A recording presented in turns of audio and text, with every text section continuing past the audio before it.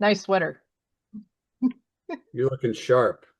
I love green beans. It's all I'm that the time. casserole model. How So many years? Like 4 years? Is this our fourth year, fifth year, something like that? I I don't know. It still smells okay. But I These are only our. wear it once a week or once a year. I wore this to my grandma's house for Thanksgiving when the first year we got him. The first year we became casserole influencers. Uh, but most influencers get a new sweater every year. But no, no, I'm sustainable like this. I am too, and I'm proud of it. By the way, welcome to our Week in Review Thanksgiving edition, special video edition. I'm joined by Pamela Riemenschneider. Welcome to Blue Book Analysis. Obviously, we're talking about Thanksgiving. It's Of this week. course. It's the biggest food holiday of the year. And FMI has a story that says 89% of grocery shoppers in their survey are at least somewhat excited for Thanksgiving this year. That's a pretty good number. It's a good number. Are we ready to talk about, the big conversations to be had on Thanksgiving for with everyone? I'm sure everyone's got some fun stuff to talk about. But let's talk about the food because 89% of people also said they plan to help with cooking. And as the person who runs my kitchen, I don't need 89% of American butts in my kitchen taking up That is a space. very reasonable stance. And if they include doing dishes and setting tables as helping cooking, then I would accept that. Yes. The majority of us have already procured all of our supplies. One can hope. Although I have been to Aldi, I went today. I went to HEB yesterday. I went to Costco on the Sunday before Thanksgiving. I did it. I went there. It was fine. It seems like everyone's chill this year. I don't know. Well, Um, I have to say, I only go to Costco about once a month because I have to get dog food and it's half an hour away. But I was there Saturday and Sunday because of a tire issue. Not really by choice the second time. And it was not bad. It was not nearly as bad as I expected the weekend before Thanksgiving. Yeah, yeah. And one of the things that I thought was really interesting is that bless them, all of the retail workers that I have encountered this week have all been just really positive and really upbeat, especially the HEB folks. I even had a lady, and this was on Monday, warn me, hey, go ahead and don't forget to shop for Wednesday because you still got to feed your family this week.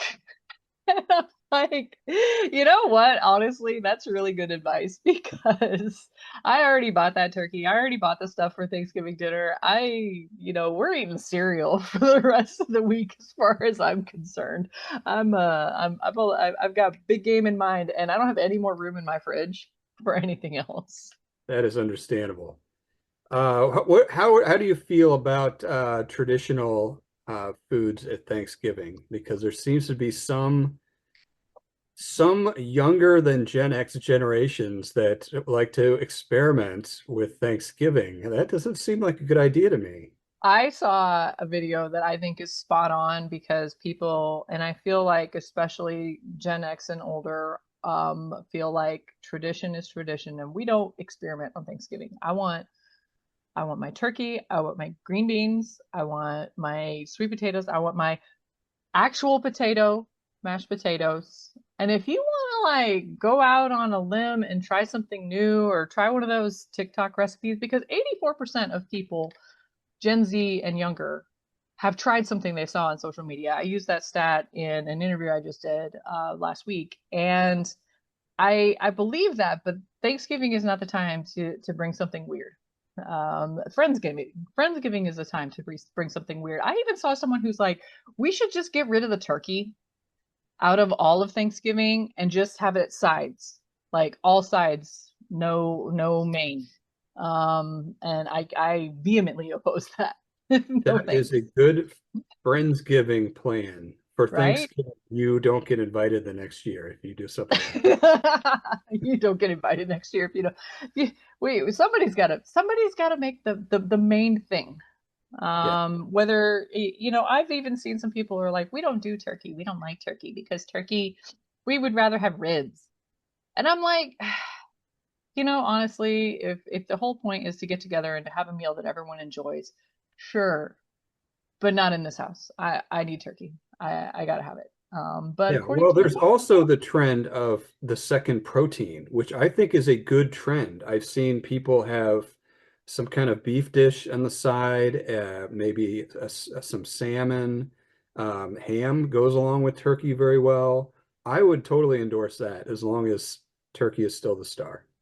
Well, turkey was also the star of a lot of retailers' Thanksgiving plans, meal deals, and a lot of them this year had, we're touting lower prices. So are we seeing lower prices? What is the official line on lower prices for Thanksgiving's dinner this year? The official, and I take this as pretty legit, the Farm Bureau comes out every year with the same items and measures retail prices all across the country.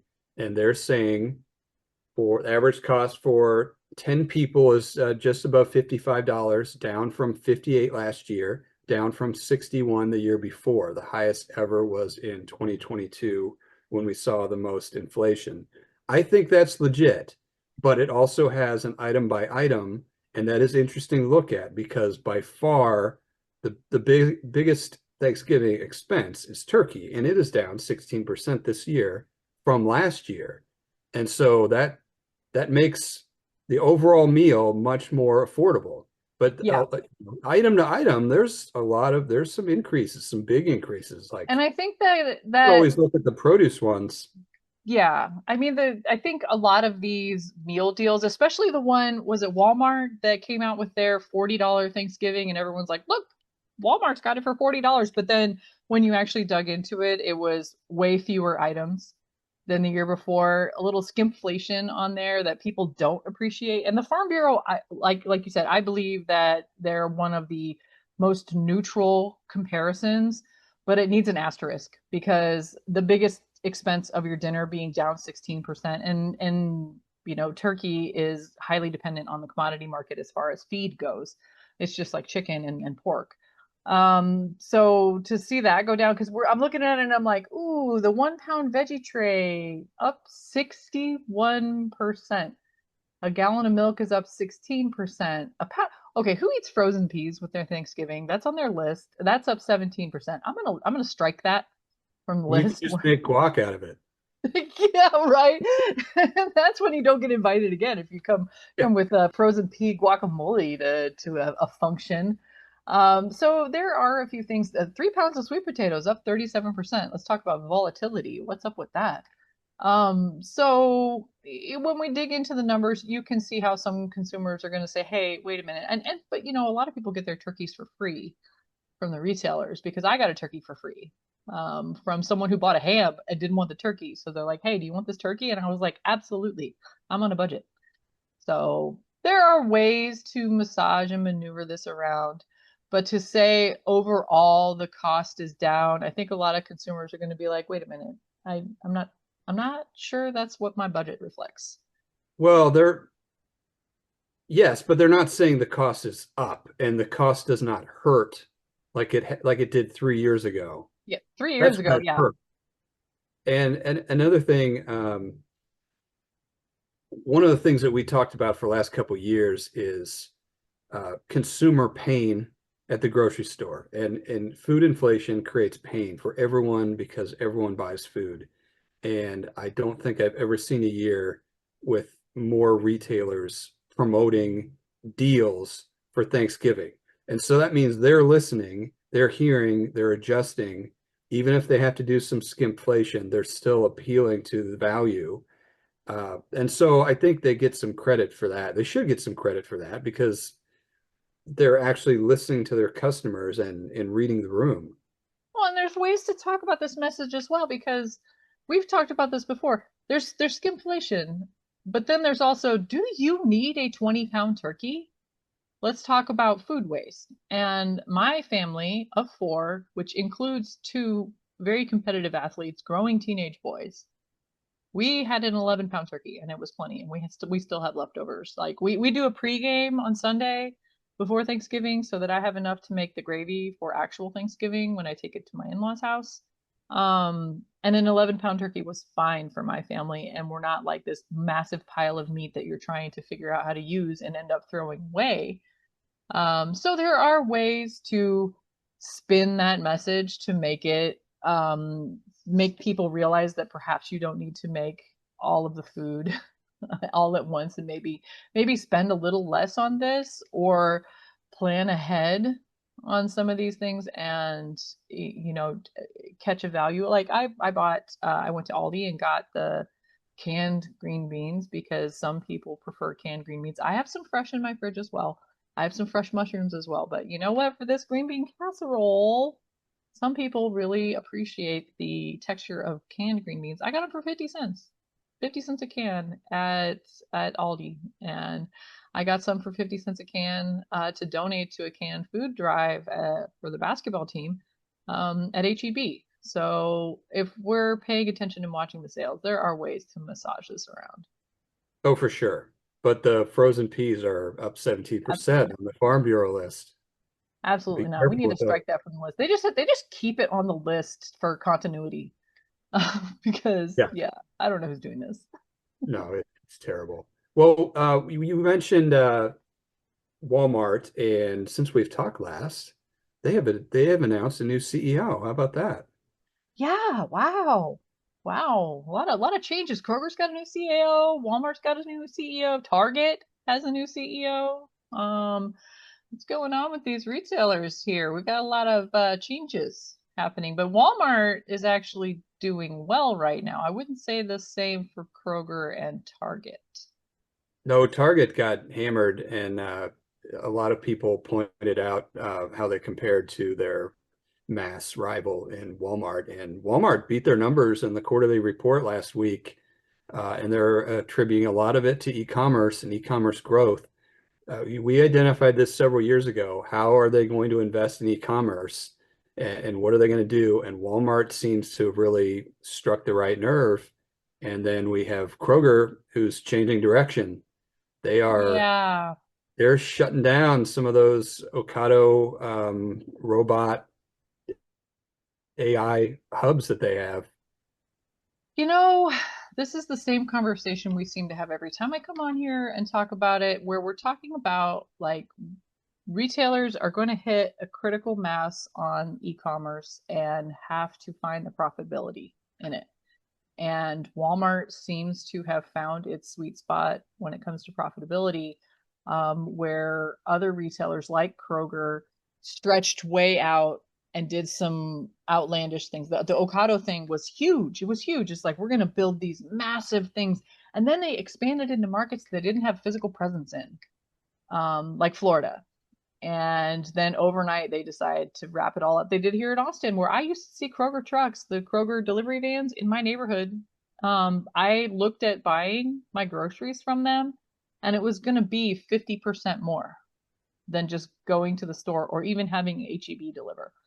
And so if it's like that in other markets, then I am not surprised that Kroger pulled up the rug on and pulled the plug on these things, because that is not like, you're not going to get very much, because grocery is a volume business. It's you got to sell a lot of boxes of cereal to make a profit, to make a decent profit in grocery. And if you're trying to do it way more expensive than the other guy and extending yourself beyond your core capabilities, then no, you're going to have to call it quits on some of that stuff. Did you see the shift of them to Instacart and Uber Eats? Is that something that you expected them to decide that that's the direction they were going to go?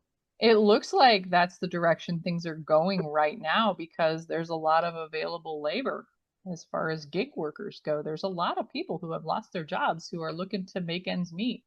And gig work is something that works out for them. And retailers don't want to invest in these super expensive automated storage, automated things. The dark stores that we thought were going to be the answer for this turned out that they were too expensive to run.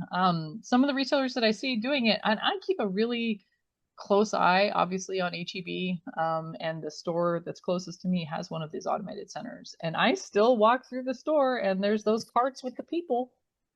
picking your groceries. And that seems to be the area that makes the money. But the key part of the key differentiator between that and what Kroger was doing is that it's not delivery. Those are store pickup. And store pickup is where I think that a lot of them are saving on that operation cost because when they try to own the delivery part of it, and that's when we're talking about vehicles and we're talking about infrastructure and insurance and accidents and drivers and all of that stuff that they don't want to get into. That even Walmart, when they have people deliver groceries, it's actually those Spark gig workers. They're not actually the Walmart employees. They're people that do like Amazon Flex who go pick up a load of stuff and deliver it on behalf of Amazon using their own machinery. Contract. Contract That's gig investment. workers. Yeah, it's an investment. Although we noticed that Amazon has actually burned through all of the available labor that it can get to, and they are out of people to work for them. If they want to expand in some areas, they need new people because they've burned through the available workforce and haven't got anyone to replace them. Yes, some of the online still surprises me every time we get a piece of that news. Yeah.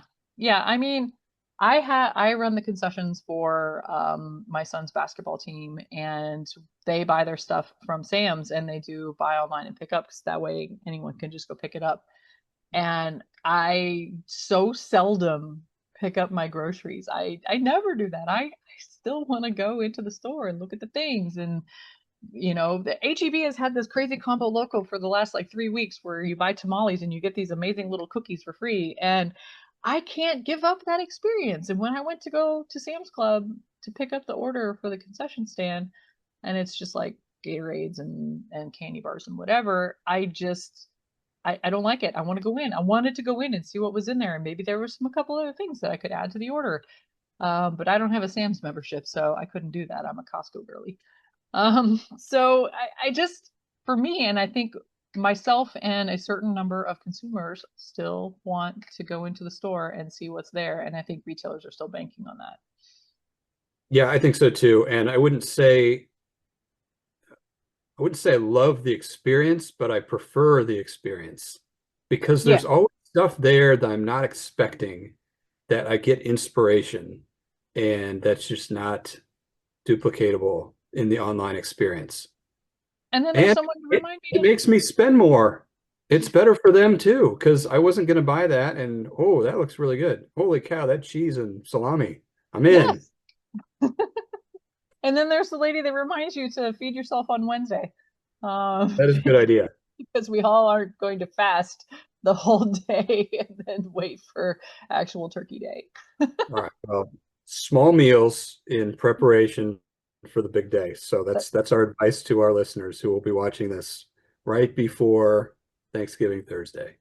don't forget to go ahead and go get that veggie tray, or make it yourself. My goodness. All right, that's it for this year's Thanksgiving edition of the Produce Reporter Week in Review.